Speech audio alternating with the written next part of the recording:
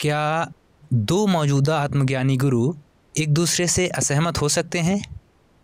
जैसा कि मैंने सुना है, ओशो रजनीश जे कृष्णमूर्ति के तरीकों से असहमत थे।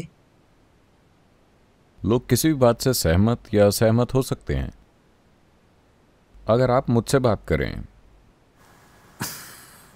किसी भी बारे में, कला, संगीत, राजनीति, कुछ भी, शायद मैं आपकी कही हर बात से असहमति जताऊं।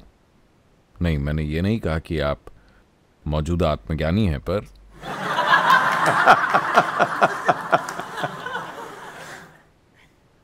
मैं किसी से भी असहमत हो सकता हूं। लेकिन अगर हम जीवन पर ध्यान दें तो सहमति या असहमति की कोई ज़रूरत ही नहीं है, क्योंकि ये जैसा है वैसा है। इस बारे में कोई सहमत या असहमत नहीं होता। लेकिन संस्कृति के बारे में, कपड़ों के बारे में, संगीत और कला के बारे में, राजनीति के बारे में हम कई मायनों में सहमत और असहमत हो सकते हैं, है ना? और जितना हम असहमत होते हैं उतना ही बेहतर है।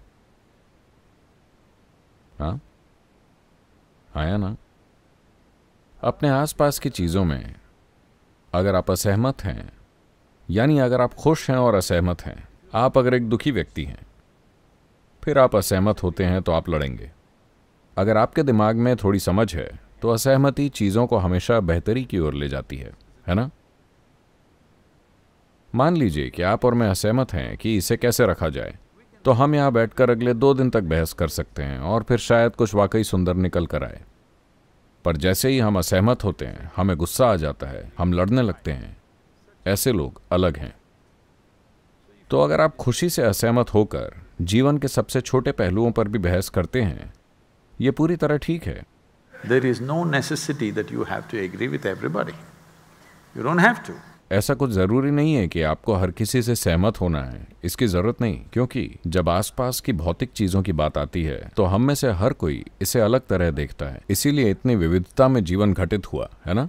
इतनी सारी भाषाएं, इतने तरह के संगीत, कई तरह की कलाएं, इतनी सारी बहुत सी चीजें घटित हुई हैं, क्योंकि अगर हर कोई सहमत होता तो हम सभी गुफा में रह रहे होते। हम असहमत थे। शायद अगर आप एक गुफा मानव की बेटी होती,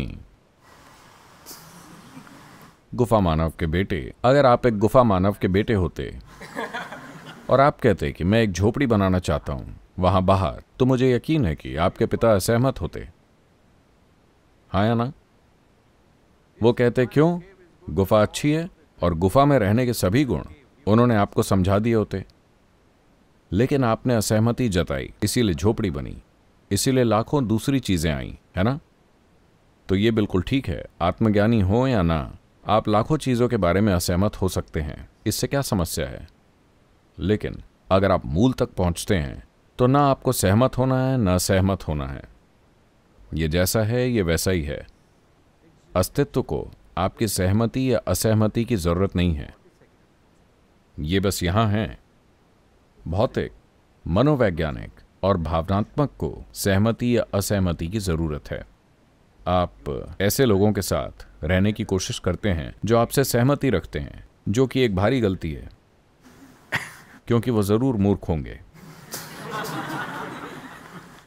अगर आपके अंदर आपसे असहमति जताने वाले लोगों के बीच हमेशा रहने की समझ और संभाव है, तो आप देखेंगे कि आप भौतिक दुनिया में चीजों को बहुत बेहतर तरीके से करेंगे। अगर आपके पास सिर्फ वही लोग हैं जो आपसे सहमत हैं, तो इसका मतलब है कि आपने अपने चारों ओर एक मूर्खों का झुंड इकट्ठा किया हुआ है, जो हर बात पर कहेंगे अदुसरिपा, अदुसरिपा।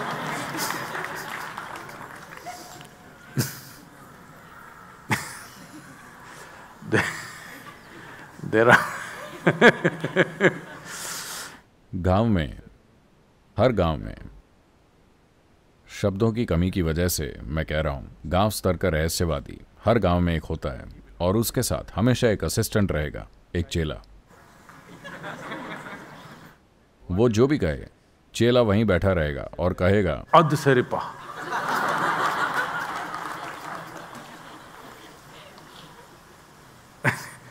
जिसका मतलब है एकदम उम्दा, बिल्कुल सही।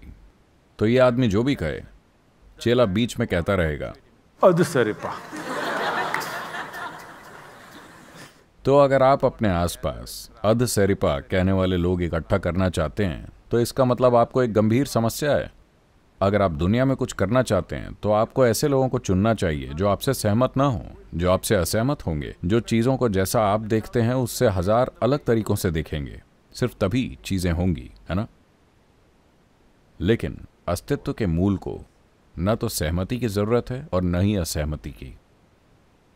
यह आपकी सहमति या असहमति नहीं मांग रहा, आप बस इसमें विलीन हो सकते हैं। इसके बारे में कोई दो राय नहीं।